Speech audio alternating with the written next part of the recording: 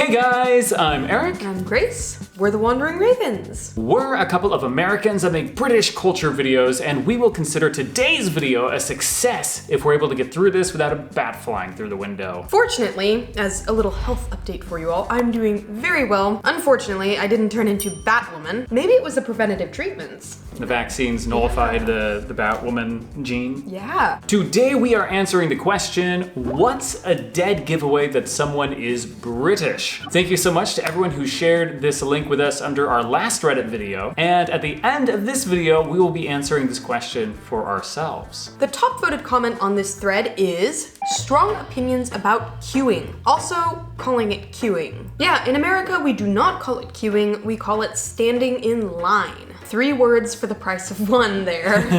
As one of the comments under this one said, Americans love lines. Not only do we line up and stand in line, we put everything on the line, keep each other in line, or get out of line, draw lines in the sand, drop each other lines, worry about our bottom line, call hot lines, read between the lines, open lines of communication, want the top of the line, walk the line, and believe in a fine line between love and hate. Wow. All of these? Yes, yeah, wow. There's a lot of different lines.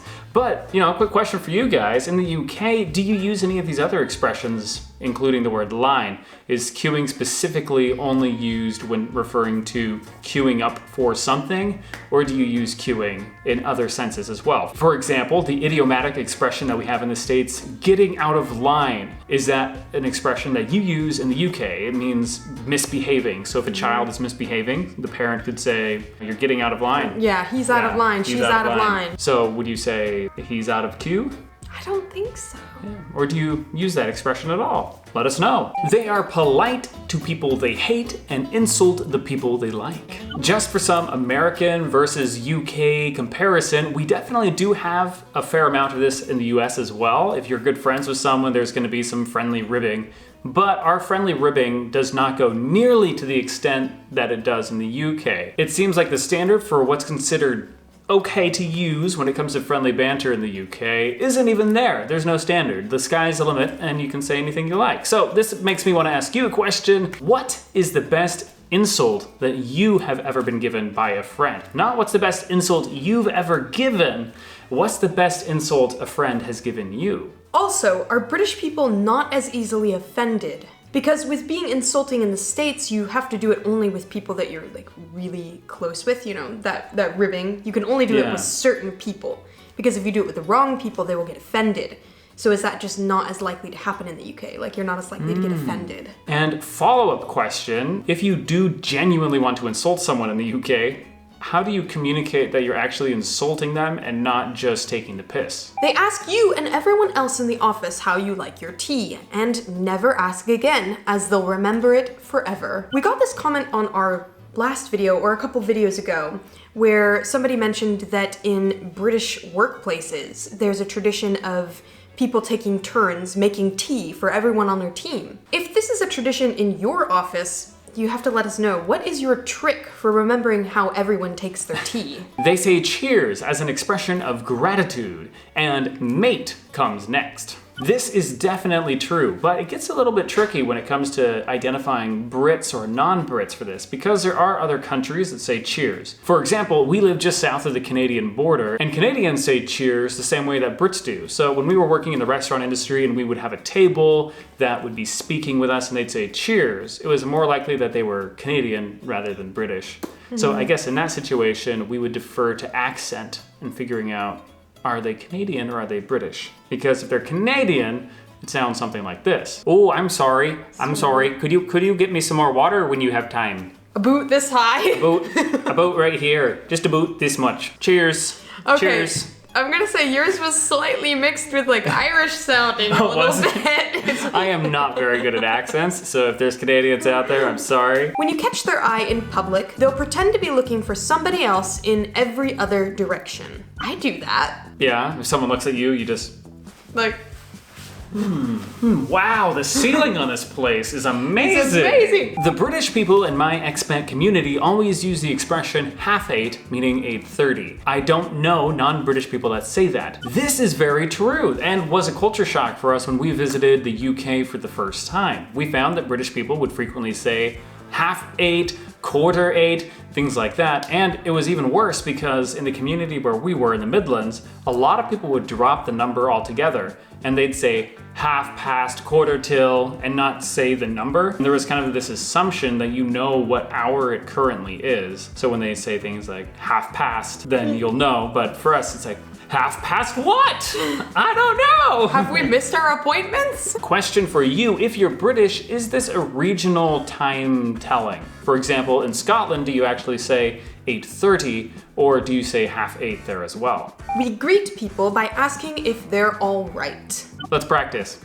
All right? All right. How'd we do? No matter where they are in the world, if you ask where they are from, they will tell you the town, not the country. I feel like this is true. If you ask a British person where they are from, they're much more likely to say Belfast or Liverpool or Glasgow than they are to say Northern Ireland or the UK or Scotland. If you ask an American where they're from, as I'm sure you guys know, we really like to pair things up. So we'll say the city as well as the country. For example, I'm from Seattle, USA, or I'm American, I'm from Seattle. As a Brit abroad, I'll often be found complaining that I can't find a decent cuppa. Sort it out, world! This is hilarious because it's very true. Almost every British person that we've spoken with, when they get back from holiday, the first thing they tell us about is the trouble they went through to find a decent cup of tea. We understand your pain on this one. It is very difficult to find a decent, it's surprisingly difficult to find a decent cup of tea while abroad. Asking them if they are okay and they reply, can't complain. Yeah, because when you say can't complain, that's kind of a negative thing, isn't it? Can't complain. It means like things aren't great, but like they could be worse. If you ask an American how they're doing, what will they say? How are you doing? Fantastic!